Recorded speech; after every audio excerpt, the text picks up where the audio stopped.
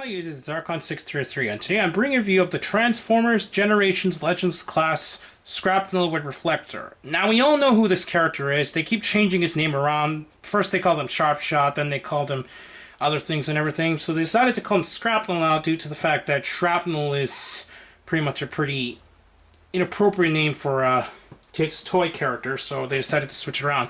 Skrapnel is by far, I think, the closest we got in terms of his name, so I can kind of give it to Hasbro that at least been trying. I think it's pretty cool for Legends class design since most Insecticons were quite small in the show, so I think this is the kind of appropriate size for them. I mean, understandable that it would have been cool to see deluxe Insecticons, but in terms of sizes, I think these Legend classes actually are the way to go. It's cool that they're finally going to get Bombshell, and I cannot wait to pick it up since I really like the character from the G1 cartoon. And I wonder how, supposedly they're going to try also make Kickback, I wonder how his design's going to look like too. If they're going to be the same like these two, I'm pretty sure Hasbro did a pretty nice job designing them. I'll take Skrapnel aside and look at his box. It's kind of nice. The usual classics like design for Skrapnel. It's got cool text backs like a lot of the G1 toys. And the side it says, Reflector and Skrapnel are always on the lookout. Reflector can turn its lens on anything, getting a snapshot of enemy movements and stealing Autobot secrets from long range. Skrapnel is also on the lookout for his next victim. The Insecticon treats every enemy as a welcome excuse to bombard something with a blast of supercharged electric currents. So, pretty nice figure and so on. I gotta admit, even though it's cool that he came with Reflector, this guy actually only appeared in a couple episodes of the cartoon, then was completely written out, so it's odd that actually Skrapnel of anyone actually has Reflector, and it's not even the three reflectors, it's just the main reflector body turned into a tiny camera and this kind of laser pistol thing. I guess you can kind of turn the arms and give it some kind of a claw mode, but yeah. And as mentioned before, the transformation, once again, is not so engineered. To transform it into the camera mode, all you need to do is just transform that, and then as you can see it's got a large lens at the end, so this is what supposedly is the camera mode. If you want to transform the remote, it's even worse technically than Ground Buster. You don't even need to move the arms, so really, I mean, you can give them arms, but that's it. There really is not much engineering in terms of transformation for this two in the wave. Now, here's the size comparison with the original G1 Skrapnel, or Shrapnel should I say. So, it's actually a pretty decent size actually, and it works pretty well for its size. Now to transform him, what you do is that you pull down this entire body up. Pull up this entire body, and then close the mouthpieces for his beetle mode. Push down the feet. Pull this entire panel forward, both sides. Peg them together. Then push it up. So now, kind of need to push it up as you need to align it. So let's see how to describe it. These leg panels will, these legs will be pushing into the body there, but at the same time, this piece will be pushing up here, this little black panel piece, as you can see right there. So it pushes that up, and then it's aligned properly.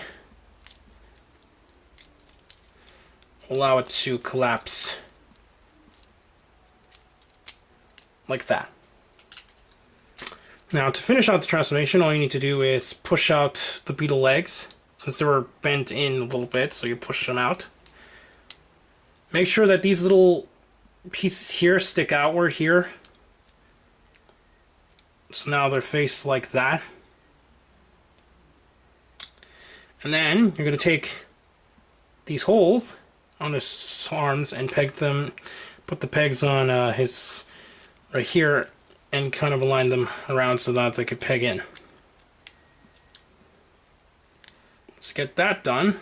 You have Skrapnel, or Shrapnel should I say, in his beetle mode.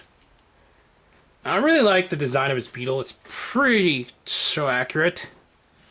I really like how they designed the overall aspect of his beetle mode. And the cool part is you can actually attach reflector on the little peg that's actually right here. So now it gives you like a cannon or a camera on top of a beetle. I'm going to quickly transform the G1's Shrapnel to show you the comparison between original toy and the, what's it called, the new counterpart here. You can see it's got a lot of design similarities. This one had wheels, while he doesn't. It's just full-on beetle legs. So this one was more of like a robotic insectoid, while this one looks almost like a pure insectoid. So some interesting aspects that Hasbro and Takara has done for the toy. Now to transform him back, I guess I can go for articulation points quickly first. The beetle legs aren't really that really considered articulated since everything pegs in, so it just kind of just sits there. But you guess you can consider the articulation with the claws pinching there. Now to transform him back, all you need to do is remove reflector from the body, pull down his legs, some peg them to allow you to move them out, so it looks like that. Push down his entire body here and move the arms out.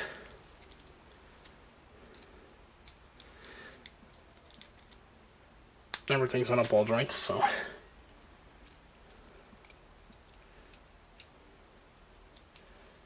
And then peg this down.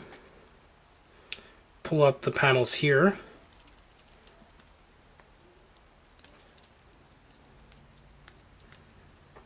And then pull out the feet. And there you have Skrapnel. After you pull out, I forgot I also need to do that.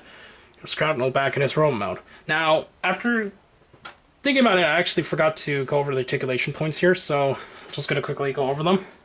His legs are on ball joints, allow full movement. The lower legs are also on ball joints, so allows movement, and his feet can kind of pivot. His arms are on ball joints, allow full movement. Shoulders are also on ball joints, so allow full movement as well. His head can kind of turn. These pinchers, I guess you can once again say, kind of articulated as well. So it's okay articulation, so give it that.